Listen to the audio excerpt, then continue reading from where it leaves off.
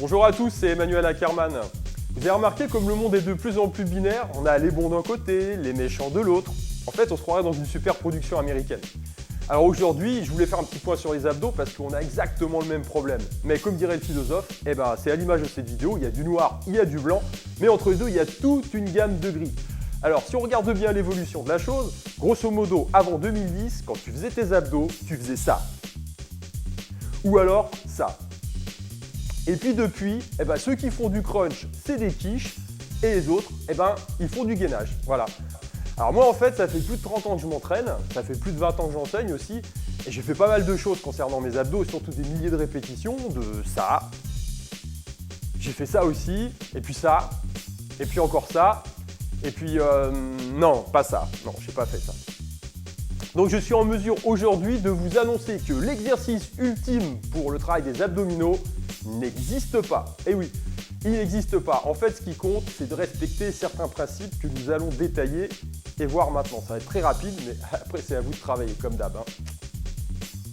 Le premier principe à retenir en ce qui concerne le travail des abdominaux, c'est que la majorité des exercices qui sont proposés sont efficaces. En fait, ce qu'il faut comprendre, c'est que vous avez juste une gamme d'exercices qui s'échelonnent en fonction des intensités. D'un côté, vous allez plus travailler en endurance et de l'autre, vous allez travailler plus en force et en puissance. Mais tous sont intéressants. Ce qui est important, c'est de respecter la technicité liée à chaque exercice. Voilà. Parce que, bon, vous faites du crunch, c'est très bien. Moi, j'ai vu des gens qui faisaient des centaines de répétitions, qui avaient toujours une technique de merde et qui n'avaient pratiquement aucun résultat. Voilà. C'est ça l'idée. Et puis il y en a d'autres qui pratiquaient des exercices, on va dire, un peu plus de force ou de puissance, qui réclament une mise en place au niveau de la technique plus rigoureuse, parce que sinon vous risquez de vous blesser. Et les résultats n'est pas au rendez-vous non plus. Voilà. Et oui, et là nous arrivons au deuxième principe qui est à mon sens le plus important lorsqu'il s'agit du travail des abdominaux, c'est la respiration. Alors tout le monde est d'accord pour respirer, bien sûr. Mais lorsqu'on parle d'abdos et qu'on parle d'exercice, on pense à faire le mouvement. En fait, le mouvement, on s'en fout, c'est pas ça qui est important. Ce qui est important, c'est bien expirer. L'expiration pour produire le mouvement. Lorsque vous expirez fort, vous contractez vos abdos par voie de conséquence et ensuite vos épaules, elles bougent. Prenons l'exemple d'un simple crunch. Vous êtes allongé sur le sol, vos mains derrière la nuque si vous voulez pour soulager un petit peu la nuque ou au niveau des épaules pour les désengager du mouvement. Le dos à plat au sol et là, on vous dit décolle tes épaules du sol pour travailler tes abdos. Alors là, c'est super, vous pouvez décoller les épaules et puis si vous avez une puissance musculaire suffisante, vous allez discuter avec le copain pendant 20 minutes et puis il ne va rien se passer. Voilà, il y en a qui le font, rigolez pas. Donc le but du jeu, c'est expirer fort pour produire le mouvement. J'expire fort, par voie de conséquence, je contracte mes abdos qui par voie de conséquence font que mes épaules décollent du sol. Et là, vous produisez un mouvement correct. C'est ça l'idée et c'est ça qui est à retenir. Et ça, c'est le plus important. Voilà.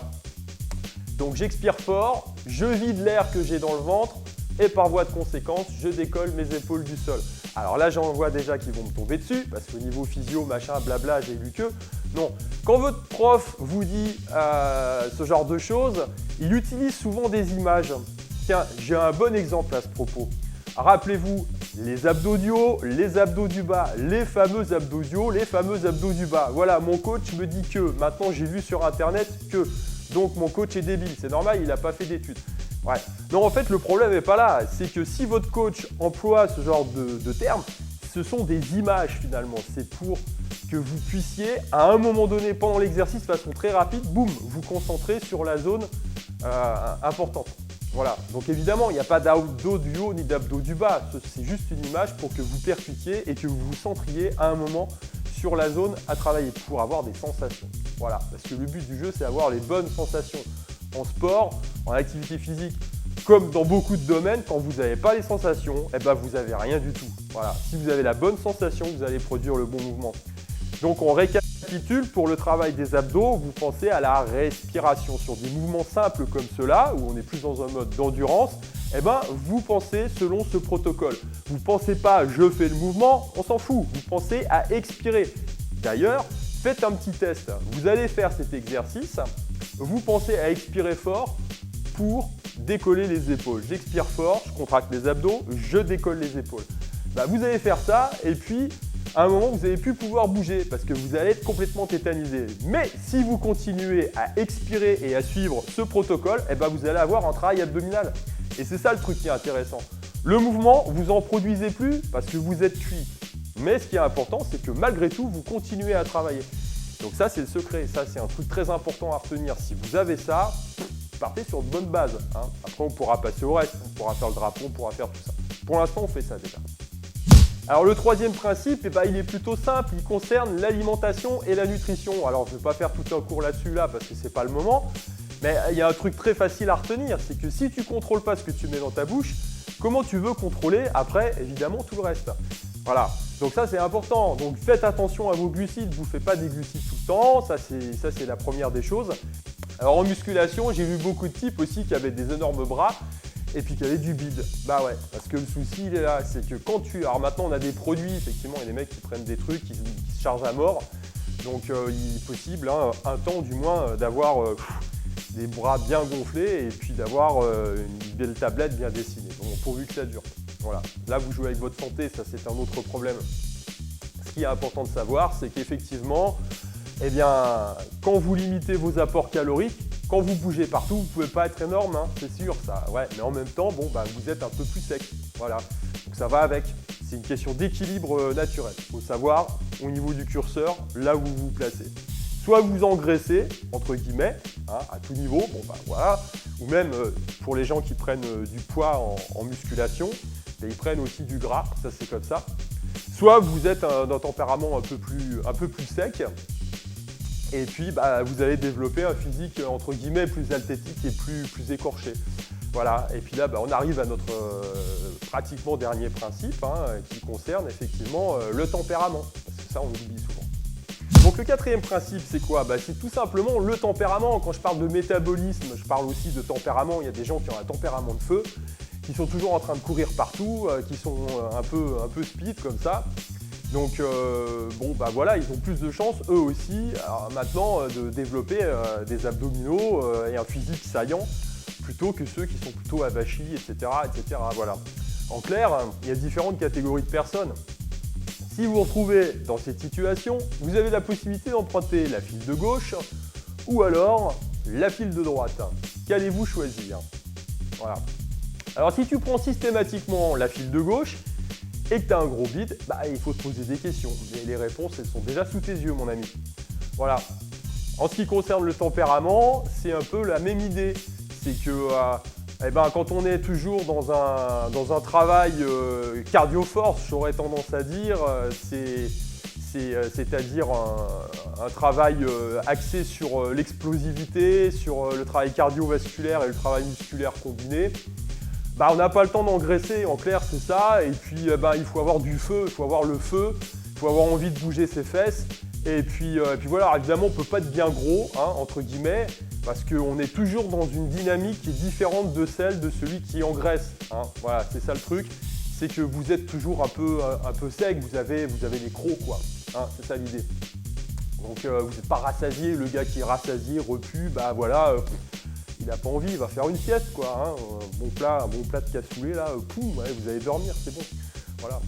Donc quand on est coach, moi j'ai fait ça pendant des années, je salue mes amis qui sont toujours dans le système, qui se tapent des cours à longueur de journée, certains plus leur entraînement, etc. Bah, la plupart, ils sont relativement secs, hein, ils ne peuvent pas non plus, s'ils font leurs cours sérieusement, et puis qu'ils donnent hein, aussi avec leurs clients, plus leur entraînement perso, ils ont beau taper la muscu derrière, ils vont pas être énormes. Hein. Voilà. Alors le cinquième et dernier principe sonne un peu comme une boutade et puis finalement il est dans la continuité de ce qu'on a dit juste avant. C'est que c'est un petit peu le mode de vie aussi qui fait que vous allez pouvoir avoir des abdos saillants, etc. Si vous avez les crocs, si vous avez faim entre guillemets, hein, et voilà, et ben du coup vous n'avez pas le temps d'engraisser et puis vous avez des bonnes chances d'avoir un physique plutôt sec et écorché. Voilà. Alors ceci dit, dans la vie, les occasions ne manquent pas de pouvoir avoir les crocs et de pouvoir avoir un physique plus ou moins écorché. Hein. Vous avez la possibilité de développer une bonne gastro, d'avoir des amis qui vous trahissent, de vivre un chagrin d'amour compliqué, de voir votre vie s'écrouler. de perdre un être cher dans votre famille, voire le tout cumulé. Et là, je peux vous assurer que vos abdos, ils seront pas mal. Bon allez, trêve de plaisanterie, j'espère que vous aurez retenu les choses qui sont importantes à retenir dans ce travail des abdominaux, ces fameux abdos. 1. La respiration. 2. Tous les mouvements sont bons, mais après c'est fonction de l'intensité que vous allez mettre dedans. Mais ce qui est important, c'est le travail de la respiration et de la technique sur l'exercice que vous pratiquez. Ensuite, vous allez devoir faire attention à votre alimentation. Et puis, le mode de vie et le tempérament jouent pour beaucoup aussi dans les résultats qu'on peut obtenir sur le travail des abdominaux. Voilà, donc je vous invite à vous reporter sur mes différents ouvrages. J'ai écrit un ouvrage il y a quelques années qui s'appelle Abdos 3 mois. C'est du travail basique, efficace, et je m'étais associé avec une nutritionniste à l'époque pour produire un programme sur 3 mois. Et qui a déjà produit pas mal de résultats auprès de centaines de personnes. Donc je vous invite à vous reporter à cet ouvrage pour un programme détaillé. Sinon, vous avez aussi l'encyclopédie des mouvements de musculation avec poids de corps où vous avez toute une gamme d'exercices qui vous permet de varier vos trainings.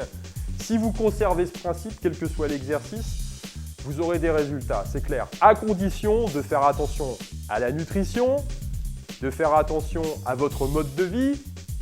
Bon, évitez quand même le 5e et dernier principe. Vous avez la possibilité de travailler vos abdos sans rentrer dans des galères. Sur ce, bon training et on se retrouve sur une prochaine vidéo. Ciao, ciao!